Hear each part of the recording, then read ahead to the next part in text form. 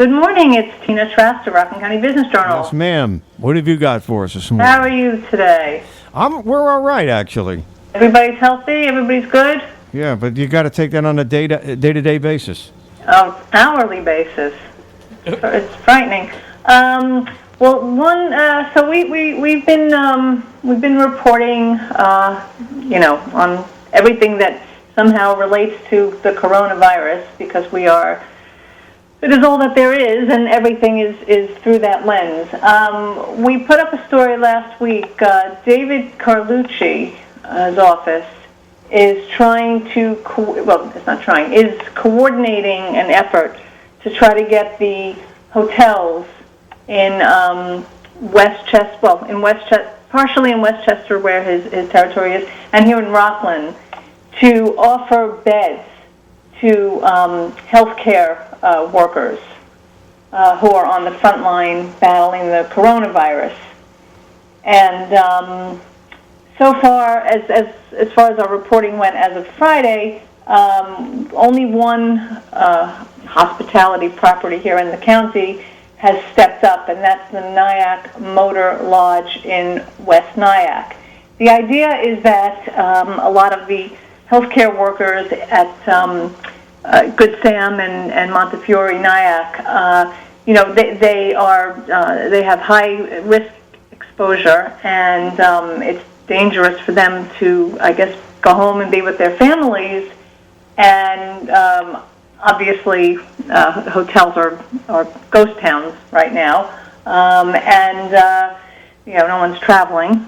So it's being done in other parts of the country, and so I'm going to, we put this story up, and I'm going to amplify the message on WRCR this morning that, if hotels can become part of the the solution to help us through this crisis, and to get some housing for these people who are just doing these unimaginable jobs. I can't even imagine. I don't know if anybody watched that Elton John concert last night.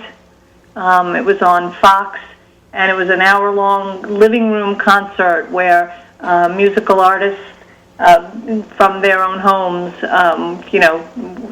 sang and were trying to raise money for healthcare workers and first responders. And the whole thing was emotional from start to finish. But there was this one moment where there was a healthcare worker, a really young healthcare worker, describing what it's like, a single day in her life right now, and what she has seen. And she was like battle scarred. I think she probably compared it to a war zone. She looked like she had been so traumatized. Is this in the United States? Oh yeah, it was exclusively in the U.S. All right. Yeah, it was.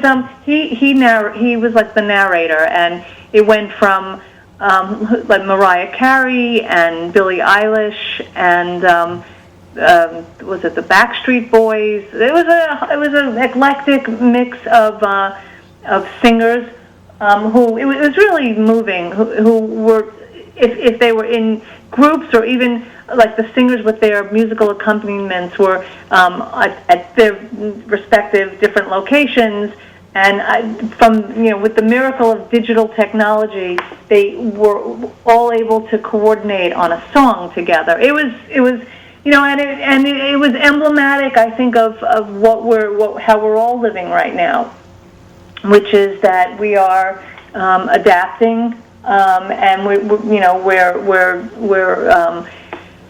just doing what we have to do to get through and support each other the best that we can. So this hotel idea, I think, is one that the Rockland hotel property should jump on, and should open up their doors, and should give shelter and housing to all of the people who are on the front line. We know that Rockland County is one of the hardest hit counties in New York, with I think 2,200 cases so far.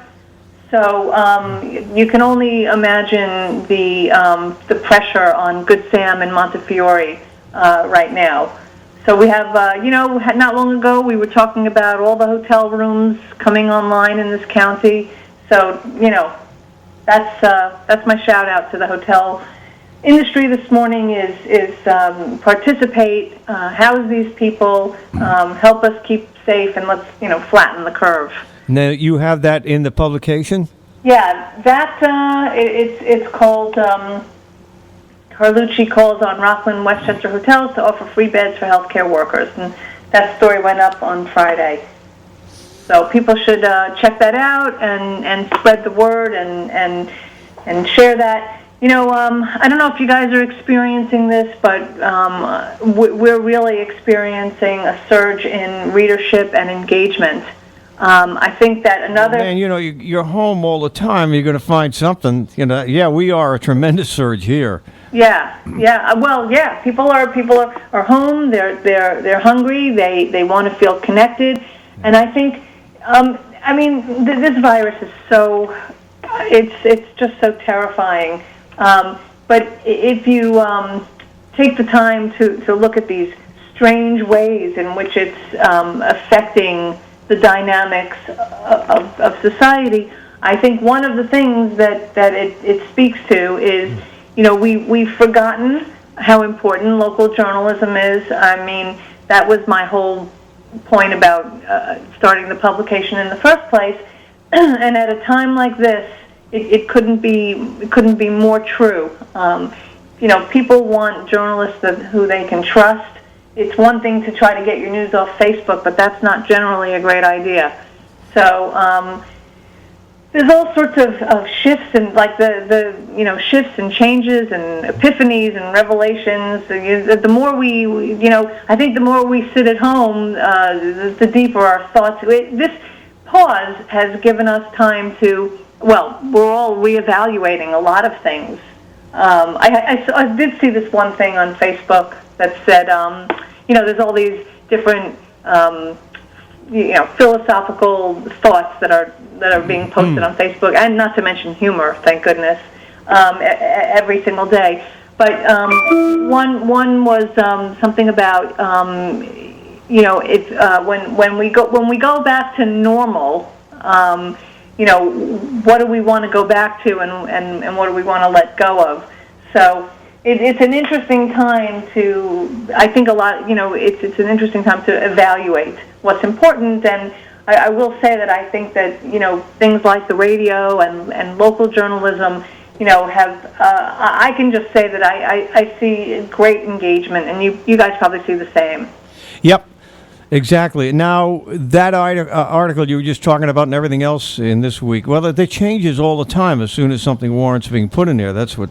Every day, yeah. We're posting every day. We're blasting every day. Everybody, we're really trying to stay on top of news, particularly as it relates to, the people's business lives. That's RCBiz, B-I-Z, journal.com. That's right? it, rcbizjournal.com. All right, Tina, thank you. We'll talk to you next week. Stay healthy.